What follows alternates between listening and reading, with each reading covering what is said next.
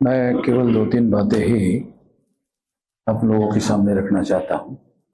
पहली बात, जो कुछ करना चाहिए ऐसी जो बात है वो सबसे ज़्यादा ज़रूरी बात है कि कुछ करना चाहिए, मगर करने के पहले ये ध्यान रखना चाहिए कि ये मामला हिंदू मुसलमान या हिंदू क्रिश्चियन इस तरह से नहीं होना चाहिए।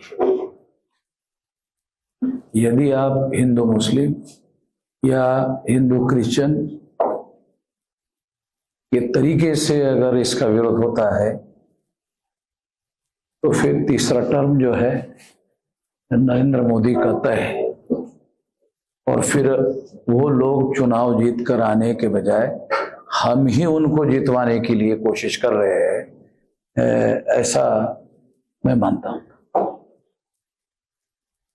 उनकी ये कोशिश है कि वो 10 साल में अगर उनको पूछा जाए कि आपने क्या तीर मारा जो हम और तीसरी टर्म आपको दे, तो उसका कोई जवाब है नहीं उनके पास।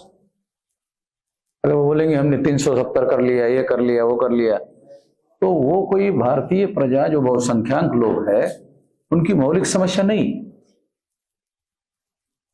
हमने 370 कर लिया, ये कर लिया, वो कर लिया, वो कोई उनकी मौलिक समस्या है नहीं है लोगों की। तो बहुसंख्यक लोगों की जो समस्या है उसको उन्होंने कोई एड्रेस नहीं किया, कोई सॉल्व नहीं किया, ना वो कर सकते हैं, क्योंकि वो करते ही सारा का सारा मामला उनके खिलाफ जाता है। नरेंद्र मोदी इनडायरेक्टली या आरएसएस के लोग, बीजेपी के लोग, उनके कैंप के लोग ये प्रोजेक्ट करते रहते हैं कि ये नरेंद्र मोदी 52% ओबीसी का आदमी है, ओबीसी का आदमी है, ओबीसी का आदमी है। इसी वजह से अडवाणी को साइड करके नरेंद्र मोदी को इसीलिए लाया ताकि वो 52% लोगों के वोट के आधार पर सरकार बना सके। तो इसलिए मैं आप लोगों से अनुरोध ये करना चाहता हूं कि इस पर ठोस एक्शन करना जरूरी है, मगर ये हिंदू मुस्लिम, हिंदू क्रिश्चियन, हिंदू सिखों को भी इसमें ऐड करना चाहिए, क्योंकि ब्राह्मणों ने हमारे सबके मित्र लोग हैं, वो मित्र रख सकते हैं, मगर पॉलिसी के हद तक उस बात को लाना, मुझे लगता है हम मिसअंडरस्टैंडिंग कर रहे हैं। स्वभाव होता है मित्रत्व के लिए, पॉलिसिया, नीति, इसको इसके साथ जोड़ करके इंटरप्रेट करना गलत बात है। ऐसे सहमत नहीं हूं, डिफरेंस ऑफ ओपिनियन बता रहा हूं, मगर हर एक को अपनी आजादी है, वो अपनी राय रख सकता है, उसके लिए मेरा कोई एतराज नहीं है। मगर मैं ये कहना चाहता हूं कि देखो, अगर खालिस्तान और से हिंदुस्तान का मामला, ये तो इंदिरा गांधी ने चलाया था। सारा देश का मीडिया जो है खालिस्तान और से हिंदुस्तान, खालिस्तान और से हिंदुस्तान। उसके बाद जो चुनाव हुआ, अब देखें इतनी सीटें कांग्रेस को जवाहरलाल नेहरू कभी जिंदगी में चुनाव जितवा कर नहीं लाए थे, उतनी सीटें जवाहरलाल नेहरू से इंदिरा गांधी बड़ी थी, ऐसा तो कोई मानता नहीं है। मगर इंदिरा गांधी ने जवाहरलाल से ज्यादा सीटें चुनाव जीत कर आई थी।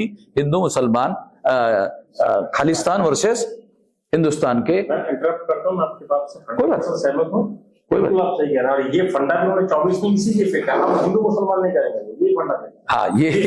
हाँ, क्योंकि ये आप लोगों को तो तजर्बा है इस बात का, इसलिए मैं इंटरप्रिटेशन के द्वारा ये बात कहना चाहता हूं।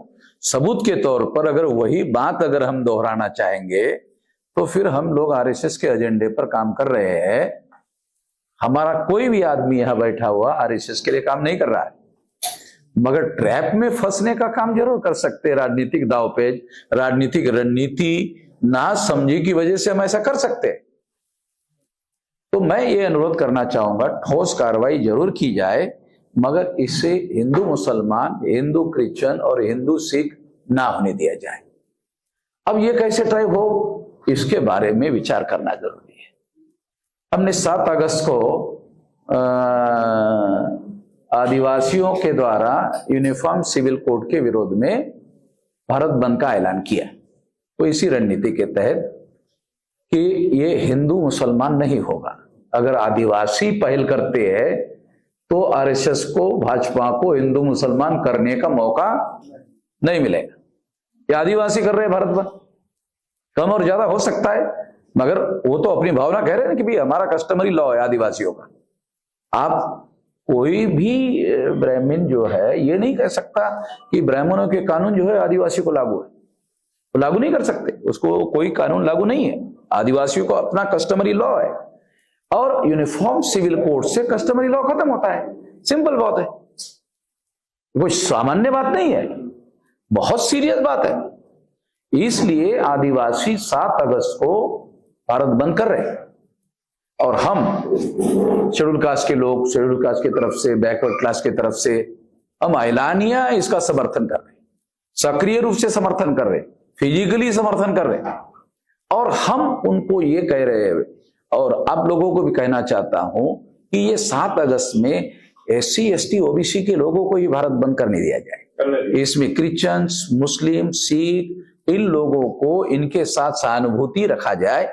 इनको कहो भाई आपका एक्शन जो है वो यूनिफॉर्म सिविल कोड पर है, तो आप इसको करिए। तो मैं आप लोगों को अनुरोध करना चाहता हूं कि इस काम के लिए ठोस काम करना चाहिए, मगर जिसको जबरदस्ती से ये लोग मतलब हिंदू हिंदू हिंदू हिंदू कहते रहते हैं, SC ST OBC, मतलब ये हिंदू नहीं है।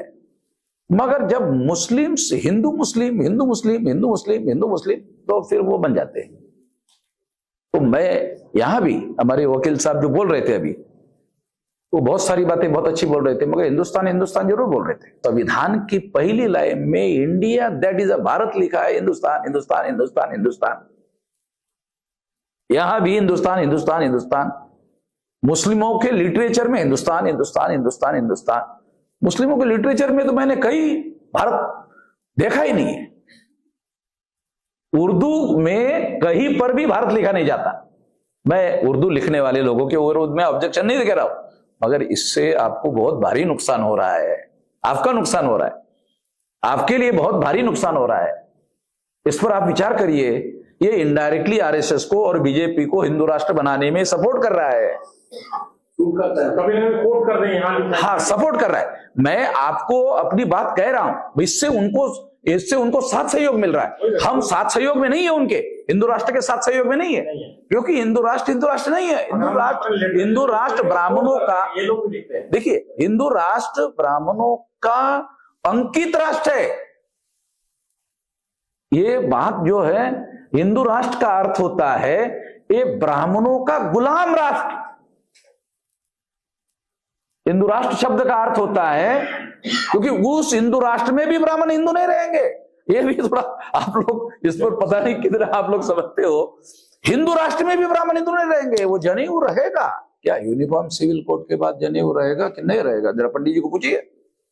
नहीं रहना चाहिए। जब यूनिफॉर्म सिविल कोड में बनी जनेऊ क्यों रहना चाहिए? मतलब यूनिफॉर्म कह रहे हैं ना आप, तो फिर जनेऊ क्यों रख रहे हो? वर्ण भी नहीं रहना।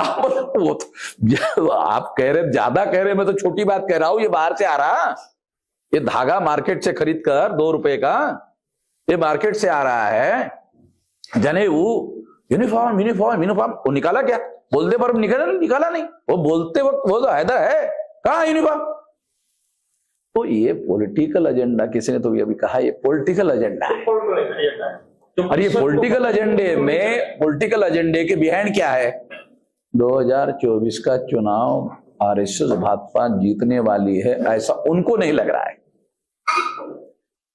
अगर उनको ऐसा लगा होता तो ये झंझट नहीं करते, ये रिजर्व रखते, ये स्ट्रेटेजी रिजर्व रखते भविष्य के लिए। उनको ऐसा लग रहा है कि हम 2024 का चुनाव जीतने वाले नहीं है, तो हमें ध्रुवीकरण की राजनीति में प्रवेश करना चाहिए। वो पासा इसलिए है, ये करने वाले नहीं है। ये जो है ये करने वाले नहीं है। और अगर करेंगे, जैसा इन्होंने कहा, अगर करेंगे तो करने के पीछे ध्रुवीकरण मकसद है। करने के पीछे हिंदू मुसलमान का ध्रुवीकरण करने का मामला हो सकता है। अगर करेंगे तो हो सकता है दिसंबर में करेंगे, जनवरी में करेंगे, फरवरी में करेंगे, मगर चुनाव की तारीख घोषित होने के पहले करेंगे। चुनाव की तारीख, ताकि गरम गरम मामले में जब हंगामा खड़ा होता है तो लोग विवेक से वोट नहीं देते, फिर हंगामे में जो भावना में बहकर वोट देते हैं, और इससे उनको अपना काम हो जाता है। और चुनाव जीतने के बाद में फिर कहाँ यूनिफॉर्म सिविल कोड और कहाँ फिर उसको संडे बेस्ट में डाल देंगे। तो एक राजनीतिक हथकंडा है, ऐसा मेरा मानना है। और इस तरह से इस बात को ग्रहण करते हुए हमें अपनी रणनीति बनानी चाहिए। मैं इतना ही कहना चाहता हूं।